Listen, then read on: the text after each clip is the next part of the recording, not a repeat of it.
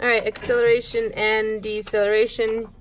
Cut out every box. Get ready to take notes. This is a fairly brief one. We need to compare acceleration to deceleration. Actually, it's the same thing, but in physics, it's the same thing, almost. All right, so go with your two little cards that have the little dots, little bullet points. Read the two of them and figure out which one is describing acceleration and which one is describing deceleration. To speed up is acceleration, and to slow down. Okay. To speed up is to accelerate. To slow down is to decelerate. Go ahead and glue those in. As you read those, to speed up, to go faster and faster and faster and faster and faster and faster and faster. Or the rate of change of velocity. That last one is the formal official definition, like in a physics textbook. To decelerate is to slow down, to go slower and slower and slower. Rate of change of velocity. Notice, what do those two have in common? The rate of change of velocity. The rate of change of velocity. So by formal definition, acceleration and deceleration are the same thing. This paper, I'm going to cut the little extra white off the edge there. Glue that in under deceleration. Deceleration and acceleration are the same, except that deceleration is just negative. It requires the use of the same formula, but the final answer will have a negative value to it. The final velocity is going to be slower than the initial velocity.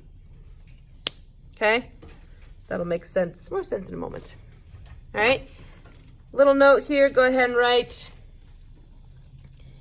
deceleration is negative acceleration. Formula. In words, acceleration is equal to parentheses final velocity minus initial velocity, close parentheses. Those order of operations, we must subtract the final velocity from the initial velocity. How fast it's going at the end, how fast it's going at the beginning. Subtract those two. And then once we subtract those two, we will divide it by the change in time. Let's look at the formula in symbols. Haha. So,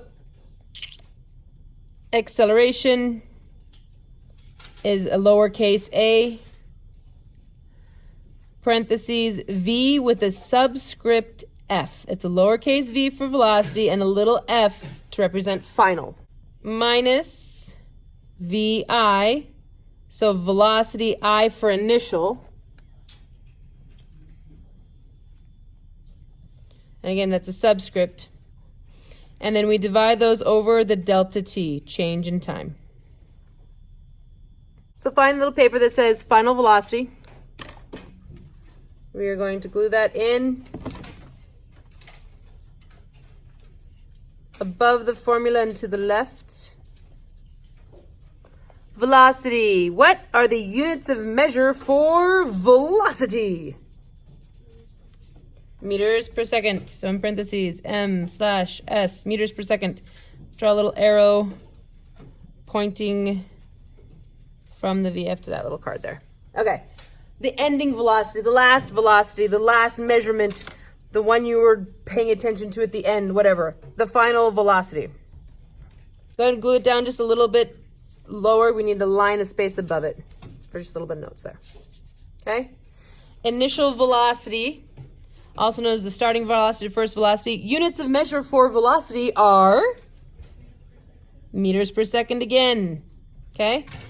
So initial velocity. Now, when we're working with acceleration, the initial velocity, that starting velocity, is often equal to 0.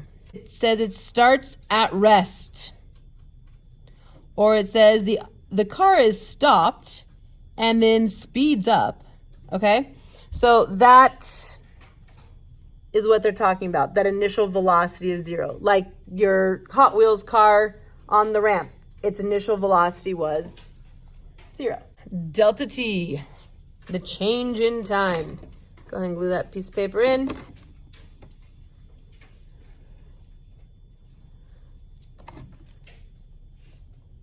Delta T, change in time. How much time to get from initial to final velocity?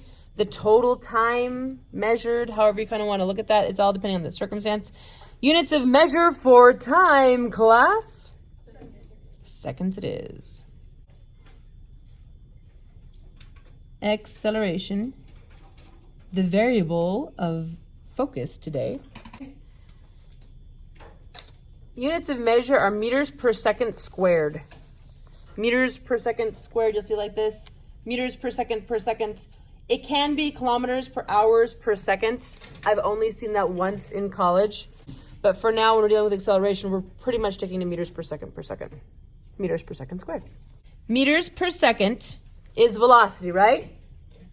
So we get this velocity, and then we divide it by seconds.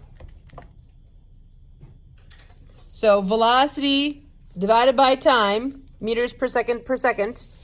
If you are awesome and amazing at algebra, you would know that that is the same as taking meters per second squared. Okay, it's the same thing. This square, this never, ever, never, never, ever, never goes in the calculator. Remember that symbol there, little triangle? Delta means change in, and then dot, dot, dot, whatever goes after it. Delta T is the same thing as taking the final time and subtracting it from the initial time. Delta V, when you take the final minus the initial, you are taking the change in something. We take that, we combine it. Acceleration, final velocity minus initial velocity, from our formula here, is the same thing as delta V over delta T. Delta V divided by delta T is the same thing as final velocity minus initial velocity over change in time. So final velocity minus initial velocity divided by final time minus initial time. So we traditionally write it like this, but they all mean the same thing. We are going to continue the notes. I am running out of space at the bottom, so I'm going to go over to the OOPS page. We know how we did vectors for distance and displacement. We can do vectors for velocity. We can do vectors for acceleration. Anything that's a vector can be drawn, any vector measurements can be drawn as a vector diagram. So, here we go. Velocity and acceleration vectors.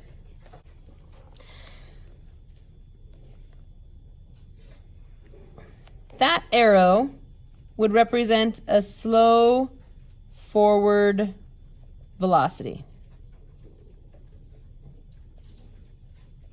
where this vector would represent a fast forward velocity. The length of the arrow tells you the speed. The tip of the arrow tells you the direction it's moving. Now we can take that and show how a velocity can change over time. So I have an object that's going very slow. A moment later, it's going a little bit faster, always moving to the right, always moving forward. And then it's going to go a little bit faster. And then it's going to go a little bit faster. And it's going to go a little bit faster. And it's going to go a little bit faster. And if the amount it increases every single second is by the same amount, okay, we could draw the acceleration. So these are velocity vectors. So I'm going to say changing velocity. And then acceleration by how much that arrow changed. So if I could pull out a ruler here and measure it, this one was 4 millimeters long, and this one's 8 millimeters long, and then this one's 12 millimeters long, and this one's 16 millimeters long, and this one is 20 millimeters long and 24 millimeters long. Every time it increased by 4 millimeters, okay? Then we would have an acceleration vector of 4 millimeters long, okay? It's accelerating to the right at that rate of acceleration. So I'm going to draw the acceleration. Deceleration, it's going fast, and it's then going a little bit slower, and then going a little bit slower, and then going a little bit slower, and then even a little bit slower until it's super, super slow. Okay? The velocity is decreasing. Deceleration. All right? The acceleration, the vector actually points the opposite direction. All right? So this is a negative acceleration. How much it's decreasing, the arrow points the opposite direction by how much it's decreasing. How much did the arrows get shorter every time? How much did the velocity decrease every time?